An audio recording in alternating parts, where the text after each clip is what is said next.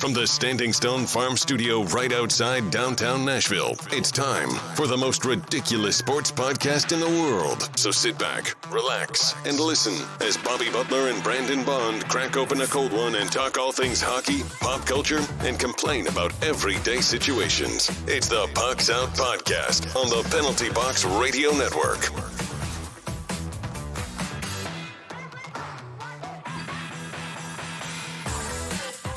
Welcome into the most ridiculous podcast in sports and pop culture. I'm Bobby. He's Brandon. Heyo. You can find us in the three majors of social media at Pucks Out Pod.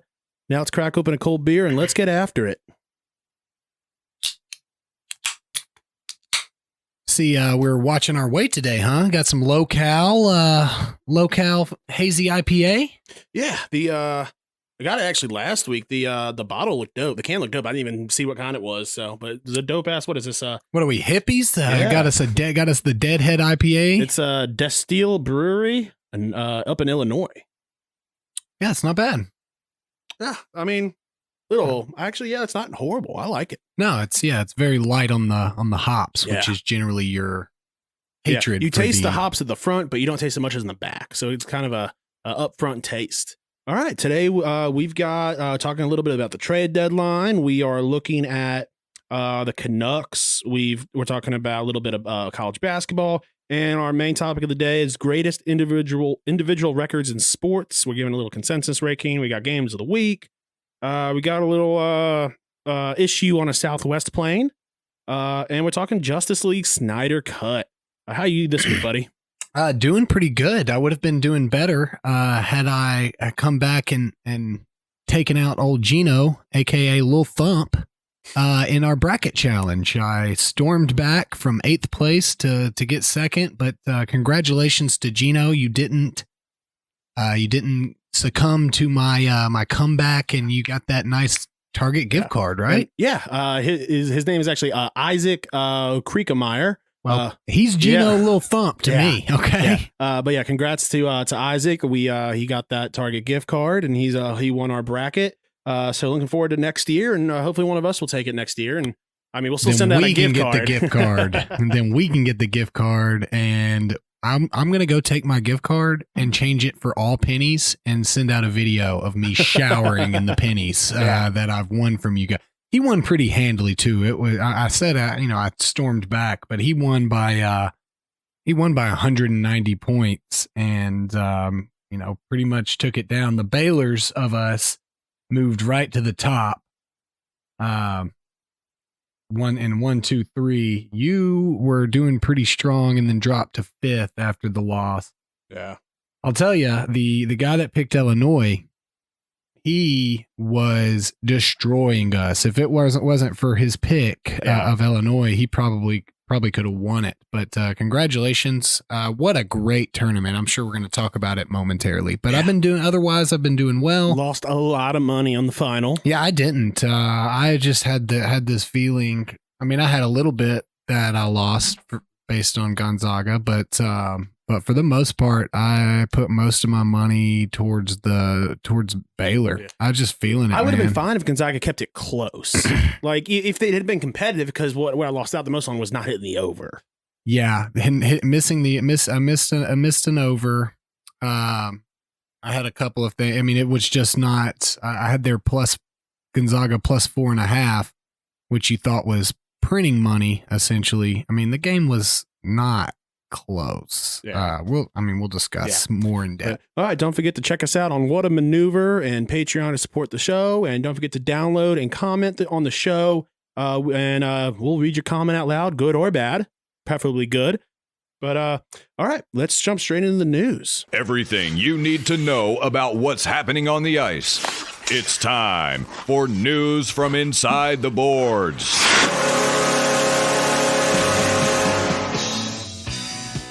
Eric Stahl, I bet he's happy to be out of Buffalo, showing it on the ice. Scores an OT winner in his first Montreal game. Man, yeah, that was a nice goal too. What a great addition for the Habnadians. They needed a little influx from a guy like that. So yeah, congratulations to him. Now they just gotta rescue the rest of the stars from the Sabres, get them out of that hostage situation. Exactly. I think they're just we're not doing an expansion draft this year. You just get Buffalo's team, figure it out. There was something I did read, and I think next week we'll talk about it, is, the trade deadline, obviously, but if you look at all the players on waivers, I bet you could put together a team of just players on waivers that could beat Buffalo. A pretty solid squad. I mean, Ghostus Bear just went to waivers pretty recently, I think. Is that correct? Yeah, I mean. But all right, trade deadline is closing in on Monday, April 12th, which will be after this episode airs, but before the next week's. So we might talk about maybe doing like last year, I think with the NFL draft, we did like a live show on Zoom or something to talk about it. So maybe or immediately after. Yeah, immediately after we'll do a little something where we just quickly talk about it. So let's talk about little projections and where we think players are going to go. First up, right now, I think he's kind of the talk of the town, Kyle Palmieri. Here a little bit of stats. Just turned 30, 25 to 30 goal scorer over 82 games on average throughout his career. Is his age really a stat though, Bobby? Technically, if you look at his stat sheet, it's up there. Well, it's there. It's more of the header of the stats. Well, I think when he's considered an asset and people are going to pay for him, then they got to take his age into consideration. Sure, but it's not a statistic though. Well, all right. Just, I just want to put stats and info. There we go. Yeah. There we go. I'm more interested in this conversation now. One of the few finishers on that team, the Devils will miss the playoffs for 3 years in a row, and they've missed it 8 out of the 10 past seasons. Not looking good for them and their long-term outlook. So logical landing spots. I've got down here Boston, Edmonton, the Islanders, Toronto. Are you kind of on that same page, or do you have any other ones outside of there? Yeah, those are definitely good landing spots. I want to throw in there potentially Tampa too. Tampa, always reloading and grabbing anybody and everybody they can get. I mean, it's hard to say Vegas isn't a decent landing spot either, depending on what they're looking for. But your 4 that you have are pretty solid choices. You kind of stole the good choices there. So maybe Panthers could be a good option down the stretch. Hurricanes. I'm just trying to think of the teams that are competing. I would say fit wise. I will say Tampa Bay, their current cap space is $370,000. That's never stopped them before. And their projected cap space after the All-Star or after the trade deadline is 0. So we'll see what happens. So Palmieri. I think probably most logical, especially of the teams that you have. I mean, I'm thinking Boston. They need a little influx of a guy like Palmieri. So I'm gonna say Boston for Palmieri. Yeah.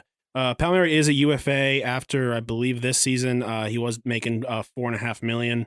So that's a pretty decent. I mean, not a large contract by any means, but it's pretty. You think he'll get a $4.5 million again? Ooh, I really think it depends on where he goes. But yeah, I mean, I think he's a hitter. Not a hitter as in like he gets hits, but I mean, he's a big hitter as far as he's for getting you some points on that team. He's got a big name. I don't know that. I mean, $4.5 million is not too much. Yeah. I think what Eric Stahl's, especially that first game, it's going to help a lot of these players on bad teams, because now it's like, okay, maybe a lot of these players' issues this past season or 2 seasons have just been there on bad teams. Yeah, maybe. I mean, we'll see. It's hard to, it's those guys that are great usually stand out no matter what. But we'll see. I mean, Palmieri hasn't been bad by any means. I mean, as relatively speaking, he's been standing out on that team throughout the last couple of years. So yeah, I mean, we could have stood out on that team, I feel like. But but seriously, I mean, the Devils are looking a lot better. I just don't think that he's re-signing there. So get what you can for him for sure. What used to be every GM's Great White Buffalo, Taylor Hall.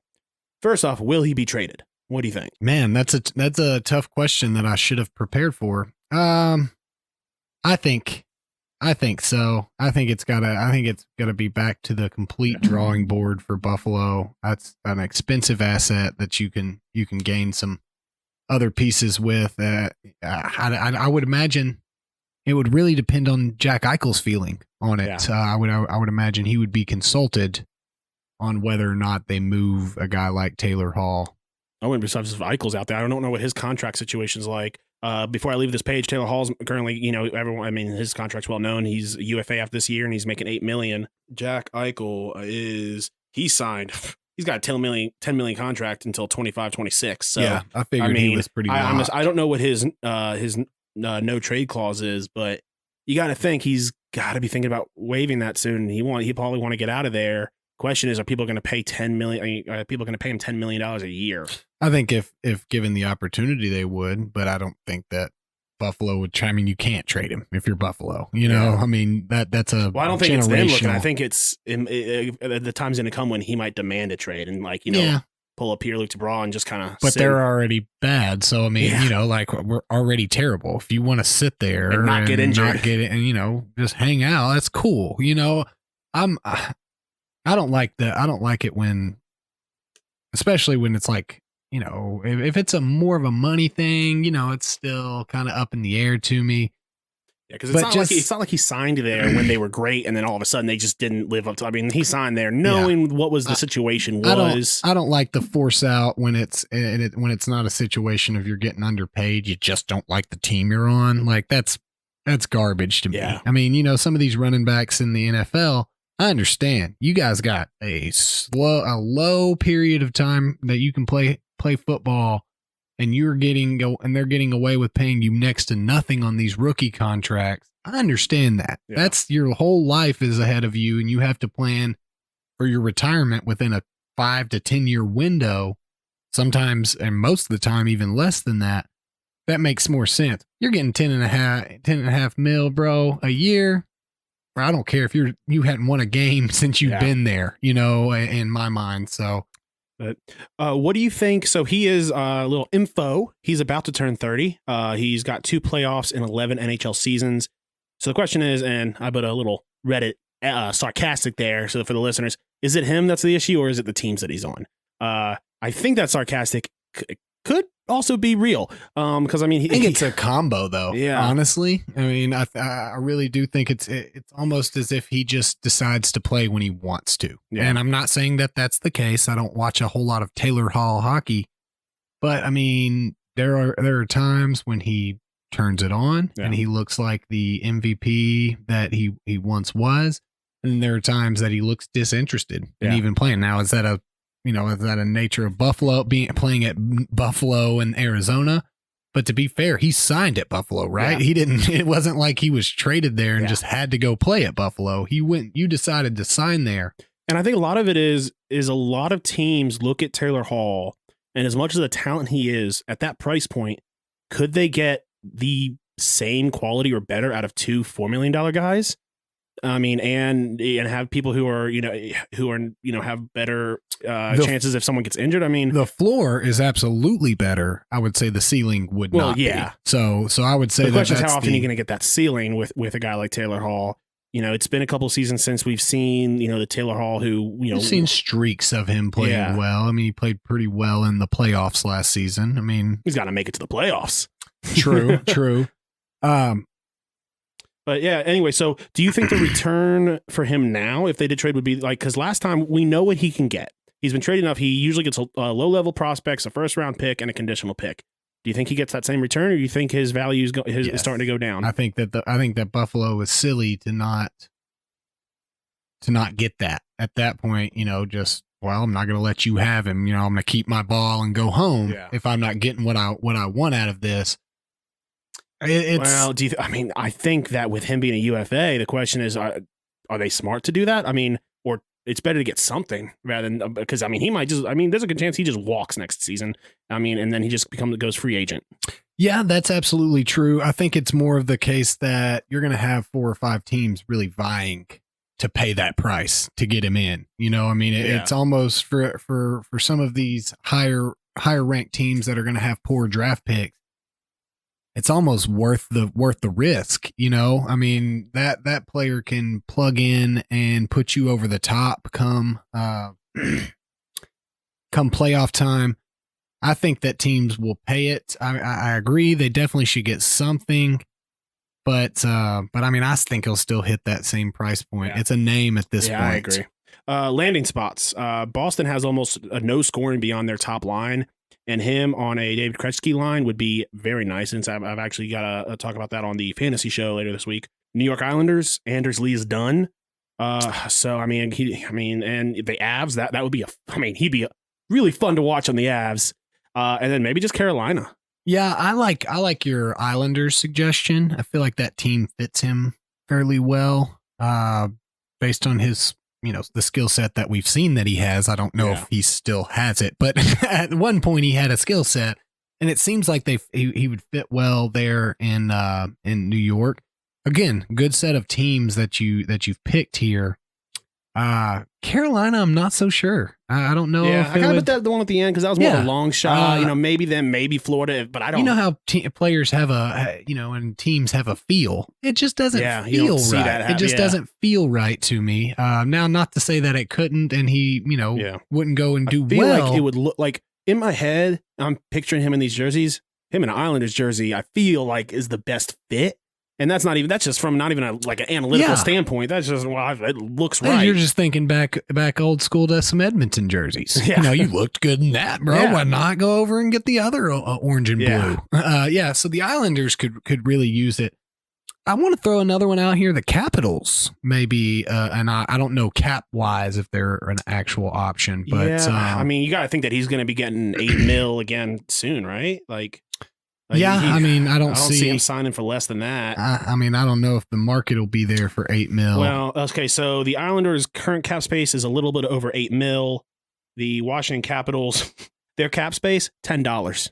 Not $10,000, straight up $10. Now, if this is like can't even fill up on gas to get him to the stadium. If this is like an inflation worth type of thing, that sounds about right. It sounds like you're overpaying a little bit for what you're getting. I mean, at that point, you just go and get Rocco Grimaldi. So weird. I know I've said this before a long time ago, but it's so weird that a professional sports team would leave themselves with $10 in the bank. Instead of just tossing it to somebody, be like, "Here you go, buddy." Yeah, no. In contract negotiations, be like, "Hey, let's meet in the middle. You want a couple more million? We'll throw an extra $10. We got 10. We'll throw in a $10 gift card." Or he's like, "All right, the guy they're in heated negotiation." He's like, "Fine, $10 more a year." It's like, that's actually our safety net, bud. Yeah. We don't want to just drop in our 10. We don't know when Taylor Hall is going to become available. That was our first 10 spot, so we earned that. Yeah. So it's gonna be gonna have to pry that from our hands. But yeah, there's a couple good options, and I think some teams would be silly not to push after it if it's not affecting the future long term. Yeah. But I also did see, and I saw it this morning, is the for Taylor Hall, the Preds briefly came into the discussion. Wouldn't that be wild if this is the year David Poile finally decides to pull the trigger, a big winger like that? Pull the trigger. Yeah. We're going to, we'll take him. We want, as long as he's here enough for me to get a Taylor Hall jersey, I'm cool. Yeah, right. I mean, just a quick trade through, that'd be nice. All right. So that's really the main two players we're talking about. We will be talking more about it. There's so many players that could be traded. We'll talk about it next week.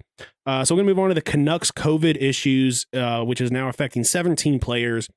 The team's primary doctor wonders if they should even or will return at all this season. He says one player now has the P1 variant, which was discovered in Brazil. And some reports. Bro, he didn't take a vaccine. He's not turning into a crocodile, is he? Maybe. If you look forward to the doc, we might have to fight him. But reports of some of the players having severe symptoms. I mean, I don't see if this is the case and some of these players are having severe symptoms. I mean, they're realistically not in the playoffs. This sounds like a cop out, so we don't have to watch any more Vancouver Canucks hockey anymore. Is really what it sounds like. I don't know that. I mean, I agree. Fine, go to your farm team, go to your AHL team, and field 20 players. That's my thought process on it. Is field 20 players. Obviously the internet is filled with idiots, but there's been what people are forgetting, that there is a gray area. People are either like, but put them on the ice. They're grown men. If they're sick, they're sick. Or no, not the sick ones. No, I know. That's what I'm saying. Or the other side of this is cancel the season. There is a middle ground. vaccines are rolling out. Go get you some AHL players. I mean, listen, you're not going to make the playoffs. Field an AHL team. Let them, pay them some money. Maybe your healthy players that are vaccinated, get them out there with them. It's a learning experience for your young guys. I mean, your vets, don't let them get injured for next year, and just play out the season. Yeah. Not just that, but you'll have fans in the stadium. The team will be making some money. These young guys on HL will be making some more money. Youthful. Yeah. I agree 100%. I don't think that this is a situation. I mean, if you want to forfeit the game, that's fine. The other team gets the win, in my opinion. I just don't think that right here at the end of the season, we can put a train halt on it because one team is having a bad experience with it. You're telling me there ain't 20 guys out there that want to play professional hockey? That's a load of crap. I don't care if you don't have your best players out tryouts. there. Right, dude. I mean, Mark Wahlberg will show up and you'll have a Mark Wahlberg type on your team. I'm Mark Wahlberg. Hey, I'm just here to play some hockey. How's your mama? Say hello to your mom for me. So, I mean, I think that, it's terrible and I hope everybody's okay. But again, I don't think that this isn't like last season where, 6 and 7 and 8 and 9 teams are all getting, positive cases and stuff. And there's no protocol. So that, I mean, it's Canada. They're like required to quarantine for 14 days after almost anything. I did think it was funny. One of the play-by-play guys for the Habs kind of came out and said, it really shows that, they don't know what they're doing over there, unlike us. And I think he forgot that they also were shut down for like a week and a half for COVID outbreak. Well, were they at the time shut down? Because that's all that matters in the world of sports. I think they were less than a week activated from being shut down. Then he was activated. He was in the clear. So we'll see. I actually did, not even thinking about it, have a Canucks game on my games of the week, which I did switch out quickly, which is permitted as long as the show has not aired. Yeah. But all right, let's move on to outside the NHL. Now that you know what's happening inside the boards, time for the rest of the headlines with news from outside the boards. All right, Roy Williams retires. Where does he land in the greatest NCAA men's coaching list? We've got a little bit different list here. I only did my top 3. But I think all in all, the same people. Our top 5 are the same, just in a little bit of different order. You asked where he landed, so I had to do out my full to my point of him landing. So yeah, I had on the comments his actual stats. It looks like they're not there anymore. I don't know where doesn't matter. Yeah. Either way, it was. He done good at North Carolina. Yeah, he is. I believe number 3 in the all times wins. He passed Bobby Knight, I believe. And then I think in front of him is Joe Bonheim and then Coach K at number 1. Listen, I got my top 3, Mike, and I'm going to butcher the last name like I always do. Krzyzewski. Krzyzewski. I'm thinking of Monsters, Inc. You are. Yeah. John Wooden, Roy Williams. And then I've got, who do I have? I've got Bobby Knight and Dean Smith behind him. I think you've got the same 5, just in a different order. Yeah. John Wooden, no question to me, greatest all time. And I realized, I was like, did he say greatest college basketball coach or men's college basketball coach? Because Pat Summitt would fall above Roy Williams in here if we were talking coach all time, maybe even Gino Auriemma. But I have John Wooden, Coach K second, Bobby Knight, dude. I got him third. Dean Smith and then Roy Williams. I felt it was wrong to rank the Padawan above the master. Roy Williams has been a dominant force in college basketball. I know that the ACC teams are glad to see him go. I know that Duke fans are glad to see him go. He was a good guy. He was a good basketball coach.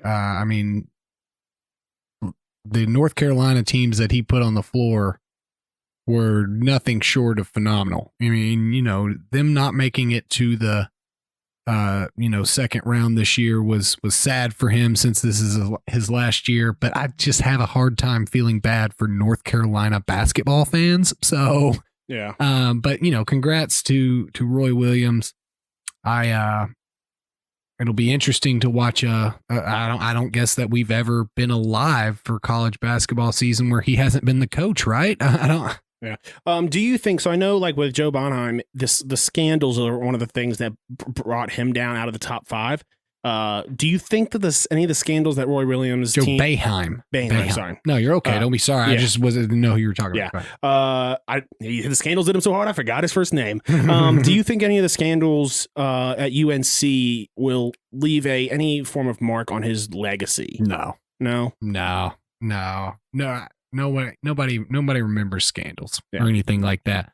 I mean, in my opinion, it's because it wasn't like he was like banging kids or something, right? Like No. It was like just like a generalized. Yeah, I think scandals. it's what all teams do, and he just got caught doing Well, it. like Joe Paterno is a guy whose whole reputation has been completely tarnished. So I mean, it's possible, but I mean, just some general basketball stuff like that everyone knows was happening anyway. That happens everywhere. Your team just happened to get caught doing it, So I don't think that it will tarnish his long-term thought process or record like something like Joe Paterno went through, which did and should ruin his reputation for life. I can't remember. Did they take down his statue? I believe they did. Yeah. I mean, it was a pretty big deal. I remember when all that stuff was coming out, man. That was wild. Yeah. Like, I never thought that I would remember an old school, Penn State coach, Jerry Sandusky. I will remember that name forever. And I mean, what a horrible series of events when that all went down. It was like watching a car crash that you just could not look away from. Yeah. But I don't think that. I remember there's someone not related to the incident at all, another guy named Jerry Sandusky, and he got so many death threats online, and like people were like threatened to burn his house down and would dox him. And he's like, I'm not that guy. He's like, let's go to his house. I'm down. I'm not interested. He's ruined my name. Yeah. He's like, I shouldn't be the one to change it. He's the one who sucks. Yeah. Office Space in him, huh?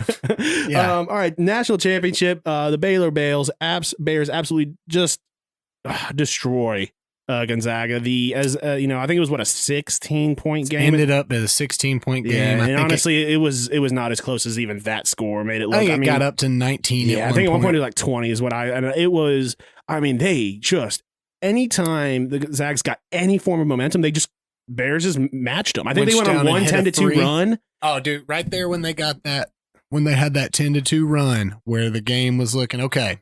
This is what we need as, over bettors and, close bettors and Gonzaga bettors need this right here. And then old boy rolled down there and put a 3 in guy's eye. Yeah, and it was at that point, it was like, okay. Yeah, it was over before the second half started in my eyes. It wasn't close enough. And they just looked, I mean, half. I know I know coaches always tell their teams leave it all on the court, but don't leave all of it on the court before the championship. Leave something in the tank. Because they looked fatigued. They looked I don't know. Listen, Baylor played amazing. They outperformed them. They looked amazing, but something about the Zags just looked like they weren't even communicating well. Some bad passes. That Baylor's couldn't rebound at all. That Baylor's team was just a team like no other they had faced. They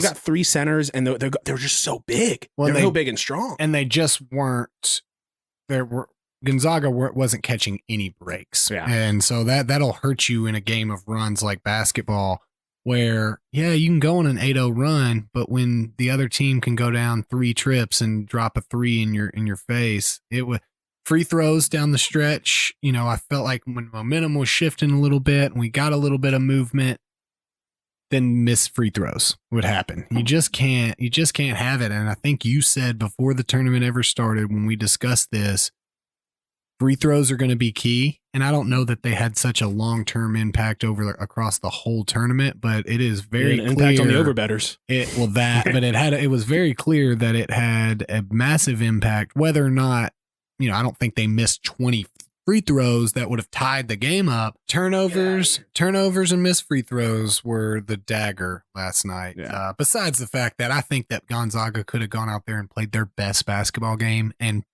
doesn't even seem like it would have been close still. I mean, honestly, hindsight's 20/20, but after watching that game last night, I agree. Yeah. I wouldn't have said that beforehand. And I think a lot of it is that, it would have been nice to see that game on December 5th.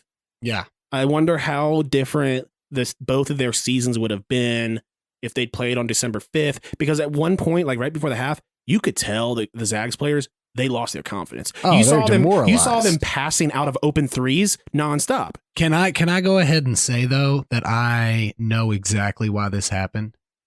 Why? Timmy cleaned up his beard, bro. He just had the handlebar again. Bro, he made it a thing where he started the tournament with the handlebar mustache. And then each round, he just had let it grow into the patches of the area. Well, then before the championship game, you decide to shave? No, bro. That's you on either his got mom, because he was saying, his mom was openly saying, I wish he would shave it. Well, mom, you go win a national title, bro. Look, it's either you shave it in between each game, or you don't change it up, man. Before the championship, because it could be something game? as simple as listen, this isn't just superstition. Maybe he had razor burn. Well, maybe he just felt weird. Well, Stephanie said it was the aerodynamics. Yeah. He just didn't look like the same basketball player. And I just want to go ahead and say that the shaving, you can't be shaving. You can't just be shaving like that. That's not acceptable. And I hope his teammates are blaming him for the loss. That's just where I'm at right now. MLB season has started. Favorite to win it. I haven't really done much research as far as, Your boy feeling like Pete Rose, dude, and betting on baseball, losing so much money, dude. So much money. I won. On baseball. I'm actually officially now positive because I won 2 in a row. I've been taking team overs. Yeah. Okay. Yeah, okay. Which, so I mean, I did. I've been terrible so far. So I did. I had Orioles over 3.5 last night, and they had 0. So that was I did lose that. I'll tell you what, I did win a boost bet the other day where it was Rockies and Dodgers. No run scored in the first inning, so won a good little boost on that. Yeah. But other than that, no, I've been horrendous. So. Anyway, who's your favorite to win it? I haven't done. I couldn't. I mean, maybe the Dodgers. I don't know. It's baseball, Greg. Nobody does any research. I mean, you can just say one of the main teams, and it's probably going to be a close hit. I don't think the Dodgers are repeating. The Yankees, the one game that I watched and lost money on, didn't impress me. So they're completely dead to me. Man, it's a tough one this year. For sure, going back to a full season, I think that I'm going to go off the cuff a little bit. I'm going to go with the Padres. Not bad. I think, I'm sticking with the Dodgers. I could see the Mets, maybe making a run. Yeah, Mets are looking pretty decent. It's hard to bet against the Dodgers or the Yankees at this point. They're both the clear better team in their respective divisions. I think we can all agree no one cares as long as it's not the Astros. Yep. So, yep. All right. Moving on our main topic of the day. We're talking greatest individual. NFL draft is 23 days away, bro. Yeah, good call. Almost forgot about that. I don't have anything to talk about. Basketball is now over, or college basketball is now over. 23 days away. Just want to keep everybody up to date. All right. Main topic of the day, greatest individual records in sports. We're going to give a consensus rating. We'll start off at number 10. Pete Rose, 4,256 career hits. He is in my opinion, a no-brainer Hall of Famer. Dude's not a Hall of Famer, bro. Well, he should be. I agree. He should also be in the Vegas Hall of Fame. That is true. Yeah. All right. Number 9. Take us into it. Sorry, I was enjoying this Deadhead IPA. Number 9 is a multi combination. And I guess it's kind of cheating, but it's not really cheating since it's one guy, Jerry Rice. Most receptions, 1,549. Most receiving yards, 22,895. And most touchdown receptions at 197. What? That's so ridiculous, dude. Larry Fitzgerald is 171 receptions away from his record. Bro, Larry Fitzgerald's been playing football for like 16 years, dude. And is like a really good football player. and he's still at very least 2 to 3 seasons away if he keeps playing at his current pace. That is absurd, man. 22,000 receiving yards. That is, I mean, that's about as many beers as we drink in a year, bro. That's pretty impressive. And then 197 touchdown receptions, which I don't even think is even in the realm of anybody else's possibility. So, Jerry Rice. Number 8, Richard Petty, 200 all-time NASCAR wins. I'll be honest, I'm not a big NASCAR guy. I don't know who's behind him. Yeah, a lot of folk. I know everyone's behind him technically, but I don't know who's close or who. If I don't even know if it's realistically beatable. It is not. Not okay. It is, especially now with how more balanced the sport is. It is not close at all. The David Pearson has 105. Wow. And probably the next name you would know, Jeff Gordon, pretty big NASCAR name, 93. Yikes. And then the only current active, I mean, my boy Dale Earnhardt had 76. Jimmy Johnson went on a really good run, had 83. Kevin Harvick and Kyle Busch are still racing, pretty dominant in the sport, 58 and 57. Yeah. It's not happening, man. It is so ridiculously far ahead. It is almost the difference of him to other racers as another guy we're going to talk about to his peers. Yeah. So, and besides the fact, dope hat, dope facial hair, bro. You can't even deny the hat and the facial hair. I think it's number 7. Is that me? Yeah. Ah, dang it. I thought it was you. So Walter Johnson, 110. He's a baseball player, for those of you that don't know. 110 career shutouts over a 21-year career. That is a lot of baseball shutouts, man. I'm just blown away by that. He fell a little lower on our list because I looked at when he played baseball, and he played for the Washington Senators from 1907 to 1927.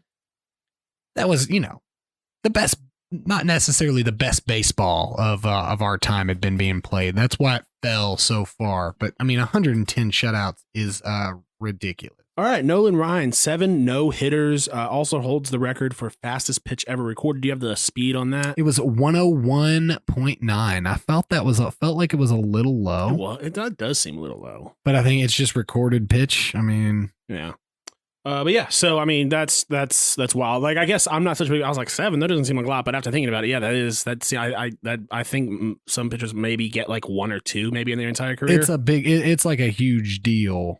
Yeah. To ever have done it at all. So I mean, Sandy Koufax is the next closest, I believe, at 4. Yeah. 7 no-hitters, that's pretty impressive. It is a tough feat. I wonder who has the most perfect games all time. There's only ever been 23 official perfect games ever that have ever done it, which is pretty impressive. All right, so take us into number 5. Number 5. We have Jack Nicklaus, 18 golf majors. Tiger is sitting at 16. Unfortunately, we don't know if he'll ever hit that, based off of his recent car accident. Yeah. And which is sad. I mean, we're talking about, there was no question in our minds growing up, at least not in mine, Tiger wasn't only going to beat that major record, he was going to blow through it. Yeah. And then 2008 happened, and Tiger went on the downslide. He's since won a major. You hope he can come back from this kind of stuff. But I mean, 18 majors is a vastly high number. Golf is one of the hardest sports there is. And so to win 18 majors is an impressive feat. Yeah. All right. Number 4, Joe DiMaggio, 56 game hit streak. Closest to him since he broke the record was Pete Rose with 44 games in 1978. That's pretty wild. Yeah. I mean, 56 games in a row. We were talking about it. I mean, not touted baseball on this podcast as much, but we have talked about the difficulty it is to do baseball things. Yeah. Hitting, I mean, we're talking about the best guy in your league is usually about 33% successful. So to do it 56 games in a row is so absolutely absurd. I don't know that record will ever be broken with modern day pitching. Yeah, no, not until they, allow steroids. But at that point, the metal pitchers, bats. The pitchers will also be using steroids too. Metal bats. Yeah. All right, take us into number 3. Number 3. We have the overall gold or the overall medal record, which is sitting at 28. Michael Phelps has 28 Olympic medals, 23 of which are gold, 13 in individual events, 3 silver, 2 bronze. What were you even doing on those 5 races, bro? Come on, get it together. That could have been 5 more golds on the list.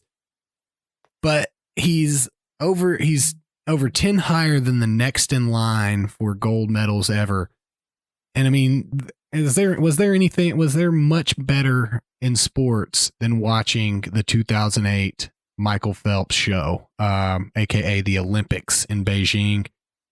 8 gold medals that event. What a ridiculous showing. And it wasn't even close. He was out there winning races and stuff that he didn't even train. Like when he won that butterfly, I was like, it was so amazing. It was like, oh, it was my weakest race. Yeah.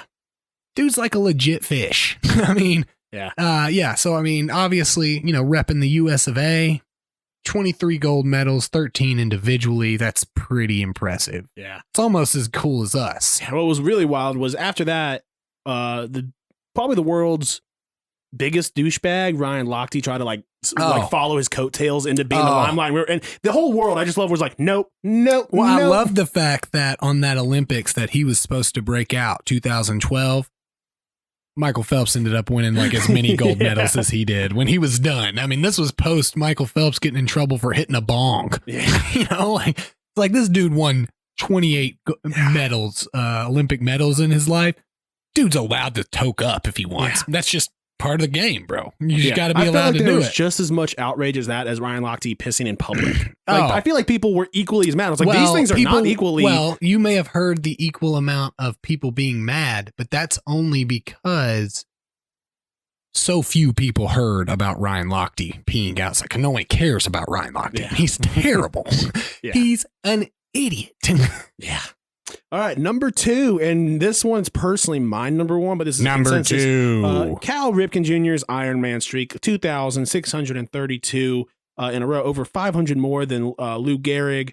I mean, he died of Lou Gehrig's disease. Really? That's crazy. Yeah, wild. Crazy stuff happens, dude. I mean, what are the chances he gets that disease? It's like, I mean. I'm sure there are numbers. I'm sure there are numbers on, the ALS diagnoses, but very small. It's got to be very small. That on he gets top that of specific one. On top of the fact that, it's so rare of a disease, his name being Lou Gehrig is what makes it crazy. Yeah. Do you think he was set up for failure by getting that name? When his mom named him Lou, you were out. You were done. Your name is Lou. You think it's Lewis? You think it's like or Louis? I mean, Louis is sick, obviously. Yeah. That's a dope name. But Lou is I'm weak on it for sure. I'm weak on the name Lou. I'm so sorry if we have any Lou's listening out there. Because I feel like Lou's can also hold a massive grudge. And we may never have another Lou listener. Yeah. If we continue this poor attempt at a joke. What a bunch of losers. But boom, got him. Okay. And obviously this is not Bobby's number 1, but between the top 2 records, this one was the more obvious choice, especially for our podcast. This is one of those things where I know I'm in the minority. And don't get me wrong, bro. 2,632 games is impressive. 2,632 games of baseball is more impressive. Okay, that's an impressive feat that he just stood through that many games. I mean, to do that and not die of skin cancer, that's how many hours that is sitting in the sun? Or Lou Gehrig's disease. Oh, that was shameless. That was shameless. Yeah. So Gretzky points record, 2,857 all-time points. Most of all time by a significant margin, like over 900 points. Season point records, 215 in 86 and 87. Or no, I'm sorry, 85 and 86. I'm getting my Gretzky years confused. But I was looking at the total points, most points scored in a season. Gretzky has 9 of the top 11 spots for points scored in a season, including 1 through 4. I think he has like 4 over 200 point games, bro. It's so absurd. Games or seasons? What did I say? 200-point games. He has over 4 200-point games, Bobby. A couple of them, I think, came against the Preds. Yeah. So that reminds me. So at our game on Saturday, we were betting on German basketball, and one of the teams was Bayern Munich. Well, I guess because I was looking up the scores today, all it told me was Bayern Munich puts up 49, and I'm thinking, boom! I'm thinking soccer. You're talking big time. And I'm like, man. holy crap, 49 goals. That's a lot of goals. On our at our game on Saturday, we did spend an inordinate amount of time in between the second and third period watching my phone for the German Basketball League update, which I did end up winning. Yeah. You know, $6 to win 48. You take it every day. Yeah, he had 4 200-point seasons: a 205, a 208, a 212, and a 215. Whew. That's phenomenal. He's the only player to ever have a 200-point season. So that's I'd say that's fairly impressive. Yeah, just a little bit. Games of the week. Bobby and Brandon do the work, so you don't have to. The best from around the NHL and what to watch.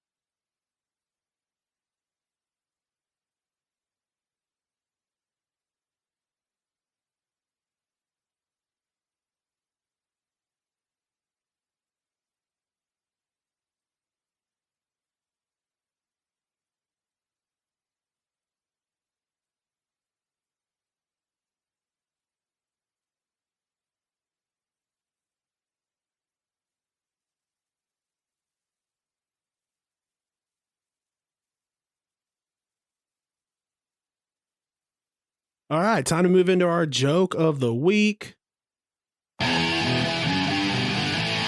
weird. Corey Perry. See, I don't like that. Wild. I think the first read was a good one. Now I'm overthinking it. Outlandish. Each sixth chick sat on a stick. Little tongue twister. And downright dumb. Kidding me. It's time for the joke of the week. Ooh, this one is nice. Reading through it, the wheels of justice turn extremely slowly. Yeah. This is you. This is all you. Sorry, No, you're good. Federal authorities have charged a former Southwest Airlines pilot with indecent exposure for an incident they say occurred during a flight last August. Mike Hawk was the pilot in command of the plane during a flight from Philadelphia to Orlando, Florida, according to a one-page filing in federal district court in Maryland. According to the document, which was dated on Friday, Hawk exposed his genitals in acts that began, continued, and ended while Flight 6607 on August 10th was in the air. Did not indicate the document did not indicate the circumstances and who might have witnessed the incident. Yes, I'm Captain Michael Hawk. Would you like to see my name? Like this, I feel like what happened was this was actually a porn star who thought he was thrown up to a role as a pilot. How do you get an indecent exposure as a pilot? Like, my understanding of the pilot game is like you can pretty much pipe down whoever you want whenever you want to. So like usually aren't chicks just asking you to whip out your dongo? Like, like I just don't get how, who's this? Do you like, think he changed his name to that because he wanted to be a pilot? Oh, no question. Or do you think because specifically he wanted to pull his dong out as a pilot? I think that there's a twofold answer. I think that all of the above. When this dude was becoming a pilot, little Steve Jimerson, he's like, I'm going to be Mike Hawk. I want to be a pilot, and I want to whip my dong out on the way to Baltimore.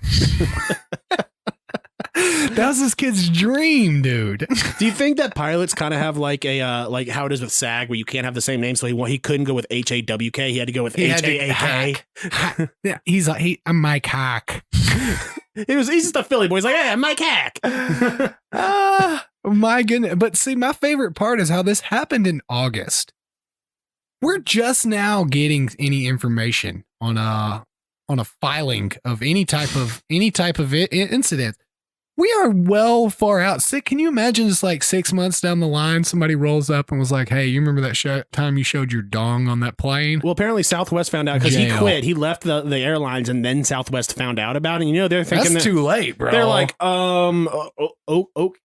Oh, wow. Mr. Cock, you have a large penis. I'm so sorry. We have to arrest you because that's a weapon of mass destruction that you've carried on a plane there. I mean, he has to have a nice penis, right? Like you don't just whip out. I mean, I guess people that whip out their penis willy-nilly don't necessarily have the nicest of penises.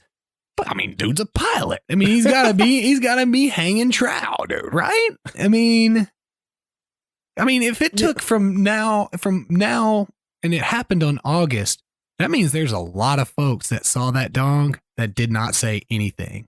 They were not see something, say something. They said that was nice. That was a good little trip to where were they going, to Orlando? I think they're going to Orlando. Yeah, Philly to Orlando. First of all, how do you even arrest somebody for indecent exposure? They're going to either from and to those two places. Philly to Orlando airspace should be totally clear to whip out your Johnson. Yeah.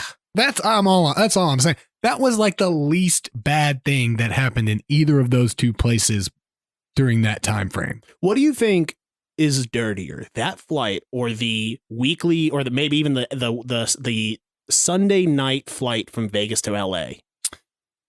Sunday night flight from Vegas to the weekly LA. Flight that all the performers are taking, and all the degenerates who make their weekly trip out to Vegas. They're usually gonna PJ it, right? They're gonna. I don't know, yeah, man. Bro, you go party for the weekend in Vegas, dude. You don't take a commercial flight home. I guess because the ones who are in really rough shape lost money, they couldn't get on the plane. They're there. Yeah, exactly. They're walking. Exactly. Mark Cuban just runs a shuttle service. Yeah. So I mean, I'm sure those are pretty rough, but probably like you're definitely not going to get arrested for whipping out your penis, right? And the way it's worded, it started, continued, and ended on the flight. Like, how Do you long think was he? it out for? Do you think he like Nick Swartzen's it when he was like standing at the front of the thing? What He's time like, is it? Hey, I'm so drunk. Can you tell me what time it is? And he had his penis over his wrist, Yeah. like as a watch. Like, this happened last year. Like, yeah, you know, that's wild that it took this long for the news to come out. And he still hasn't been arrested. Like, can they just not find him? That's definitely, like, he definitely changed it. He's already changed his name. Oh, dude Wait, is this Leonardo DiCaprio? Was this one of his roles in, like, when he was like a pilot for a little bit in Catch Me If You This Can? dude is finally getting an Oscar. A real Oscar. one, doesn't he? A real Oscar, not for that. What is it, like The Revenant or It whatever? was a good movie, bro. I never saw it, but it seems like they just gave it to him because it would. Okay, first off, if you've never seen it, watch it. It's a very good movie. Yeah, it just seemed like And you get to see him get raped by a bear. I'm just, Like, I'm pretty sure they show penetration. They yeah, don't, but it's like, look, man, I usually like to watch my bestiality clips completely separate from other I mean, things. he sells it. He's such a good actor. Yeah, I would imagine so. He's but committed to like- the scene. But like now I got to stop the movie, unzip. All right, let's move into our pop culture segment. We're running a little bit over. We're just going to talk a little bit about the Snyder Cut and the Loki trailer. What did you think? I love it. I'm going to watch the Snyder Cut again eventually, but it was amazing. Yeah, it was really good. It's exactly as you said. It seemed like I was watching a completely different movie with like pieces of movies that I've seen, like Yeah. almost like a deja vu watch. It was good. I liked a little bit more of the backstory on Flash. It was still Justice League to me. It was pretty Batman and Superman heavy, which Yeah. I'm not a huge guy on. It was good though. It was a very long 4-hour movie. I would say worth it if you're Yeah. interested in that kind of stuff for I sure. want more movies that length. And I need more. I wonder how many other movies that were just so bad. Did It would you- be better with like the director's cut. Did you hear that Like Peter Jackson is releasing the director's cut of Lord of the Rings? Going to be like 8 days. But I think more movies that are just known as bad should just like for example, you ever see the movie Hot Rod? Do Hot Rod the director's cut? Okay. I'll be honest, I've never seen it, but I assume it's not great. It is amazing, dude. It is so funny. Now, this is me as a younger kid watching this, so I don't know how much it carries on. Dude, Andy Samberg and dude, that movie slaps, dude. I love that movie so much. I might actually have to watch it because I didn't know. Dude, I guess in my watch head, it. I didn't realize Andy Samberg. I thought it was Michael Cera was the main role. No, Okay. Andy Samberg, Bill Hader is in there. Hader, yeah. Hader. I'm sorry. Why did I say Heater? I'm thinking of Napoleon Dynamite. I got. Who else? Kenny Powers. Always forget his name. He's just Kenny Powers to me. Yeah, Kenny Powers is in it. Danny McBride. Yeah. He's in it. I mean, it's a funny movie. Now, again, I say this I loved it so much in like late high school. I can't guarantee that it's still great, but it was great. But yeah, I agree. Just bad movie. I mean, we've been talking up trying to get a season 8 redo of Game of Thrones. I'd be interested in getting that re-skewed. I mean, there's probably lots of stuff that we could talk about being redone that would be better. The Last Jedi.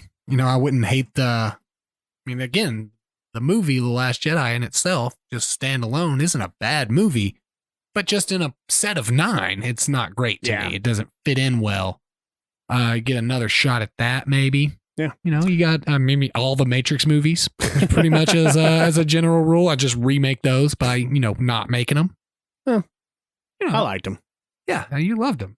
All right, let's move into the Loki trailer. It looked amazing. Yeah, it looked okay to me. It was. And when I say amazing, I overspeak a little bit. You're just excited because Yeah, it's just more excited Marvel. because it's Loki. I am also very excited about it. The trailer has left a lot to be imagined. I will say that I didn't have my when I watched it, it was on my main TV, and I didn't have my glasses on. I was like, Man, Pedro Pascal sounds a lot like Owen Wilson. Wow. And I was like, why does he sound like Owen Wilson? And I watched it with my glasses. And I was like, oh, good, it's Owen Wilson. Because it's Owen Wilson. Yeah, I'm looking forward to it for sure. I mean, it's hard to go wrong with if it's Tom Hiddleston. Yeah. Yeah. I mean, it's hard to go wrong with him. He plays Loki so well. I don't know. I mean, at least maybe as far as the trailer goes, I don't know if I'm sold on the premise. Yeah, that's why I'm thinking, like, listen, I don't want it to turn into like a Suicide Squad. I'm hoping we gotta fix time. I'm hoping that in the first I'm hoping that's like a super, like, even I hope that Loki's like, yeah, this is dumb. I'm just gonna be Loki real quick. And because what I do hope is that, I mean, he's the trickster god. I hope that they don't like always have an upper hand on him and like they're fooling him. I hope really early on he's like, you don't fuck with Loki, and he turns the tables on them real quick. Yeah, I was just like a little confused because he's supposed to be helping fix time and everything, but like, why would he want to do that? But like the sorcerers, like, isn't their job to like keep reality on point? I think they keep reality, and there's like those guys kind of help keep time. Like they have the ability. I don't know. Listen, we'll find out. I'm assuming.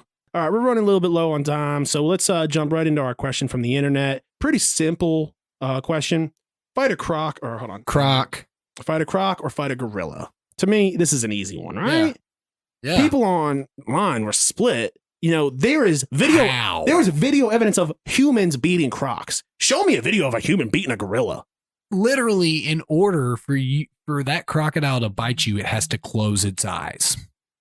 And they cannot bite upward. They don't have the bite strength upward. You get their mouth closed, bro.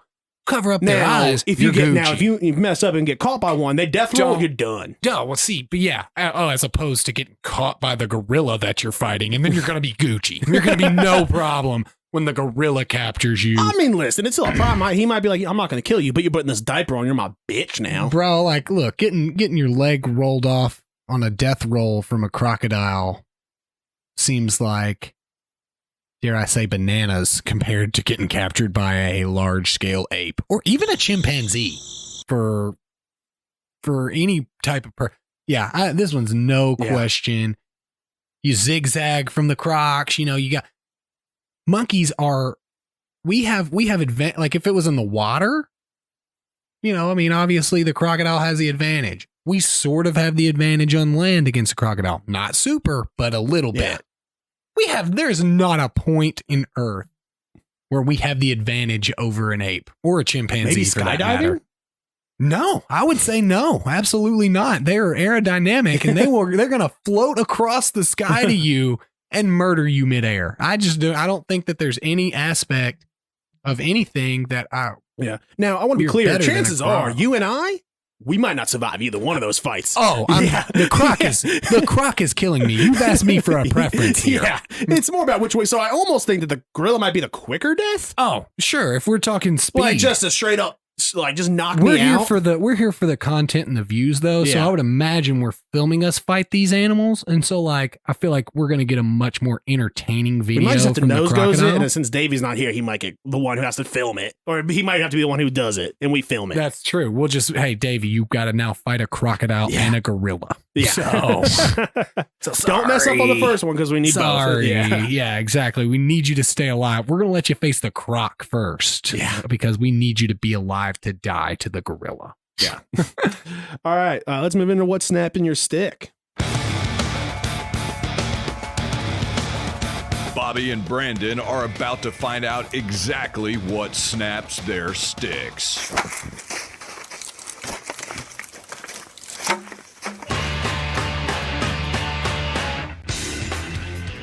All right. I've only got one this week.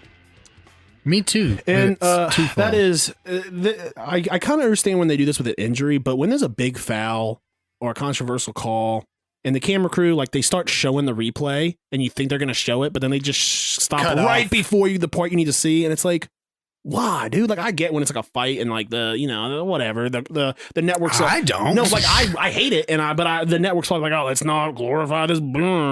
But yeah, no, the camera crew not showing the part that everyone wants to see, which is the injury or and I get like if it's a grotesque injury, maybe the network's like, hey, let's not show the bone popping out. But you want to see what happened on the play. But for sure, a foul, like a controversial foul, like there was even one in that Bailey game. I was like, I don't know what the call was, and they're like, oh, well, then they just showed like the bat, like the the move before it, and then they cut off right before the reach in or whatever. And it's like, what the heck? Like, why?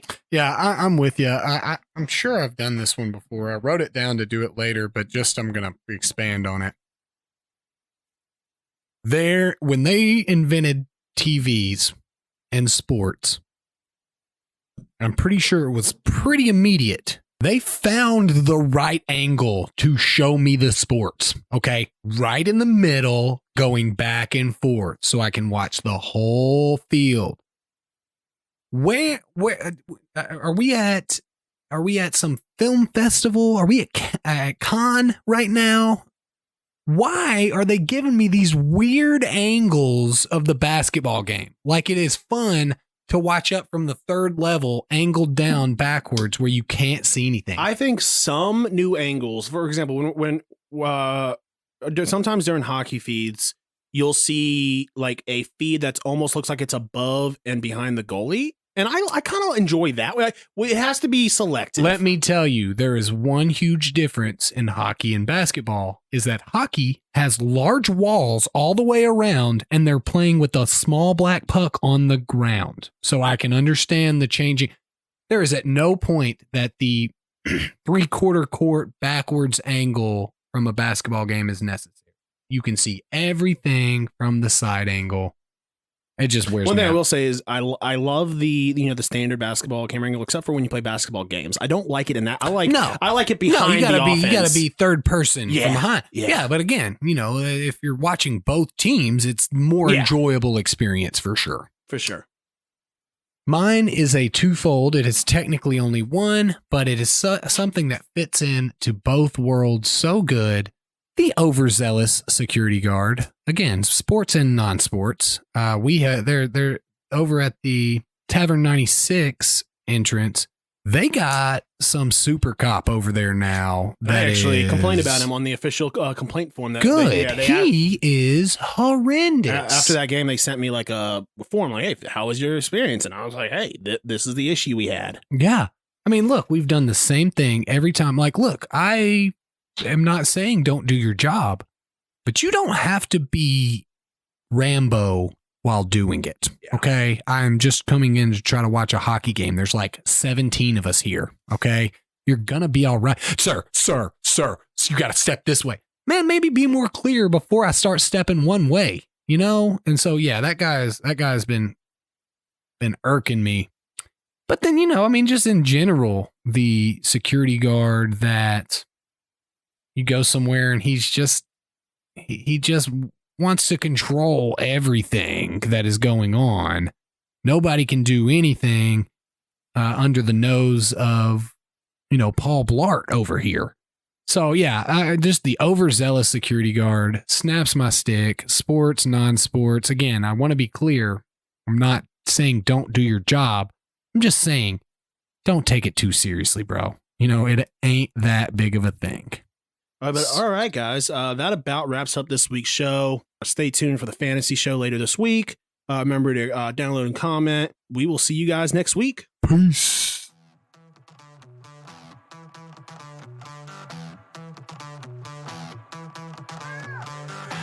Thanks for listening to the Pucks Out Podcast. To see what other ridiculousness the guys are up to, check them out on Twitter and Instagram @PucksOutPod.